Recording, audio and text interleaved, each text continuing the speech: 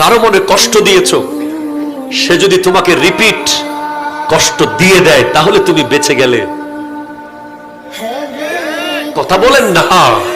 কাউকে জুলুম করেছো, থাপ্পড় মেরেছো অন্যায় ভাবে, সে তোমাকে রিপিট থাপ্পড় দিয়েছে, অনেকটা বেঁচে গেছো তুমি। সে তোমাকে রিপিট লাথি মেরেছে, তুমি বেঁচে গেছো। রিপিট গালি দিয়েছে, তুমি বেঁচে গেছো।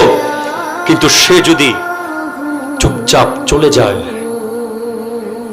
থাপ্পড় খেয়ে যদি চলে যায়, গালি খেয়ে যদি চলে যায়, আপন ভাইকে গলা ধাক্কা দিয়ে বের করে দিয়েছো জাগার জন্য, আপন চাচাকে এলাকা ছাড়া করে দিয়েছো, সে যদি চুপচাপ মসজিদের জায়নামাজে এসে বসে আর যদি বলে আল্লাহ সবাই ছেড়ে দিলে তুমি তো আছো, খোদা কি কসম, এমন আযাব আসতে পারে, সে যদি তার রিভেঞ্জ নিত, প্রতিশোধ নিত, সে হয়তো আপনাকে মায়ের বদলে মারতো, কাটার বদলে কাটতো, কিন্তু যদি সেটা আল্লাহর আদালতে চলে যায়, তার বান্দার কষ্ট আল্লাহ সহ্য করে না, সহ্য করে না।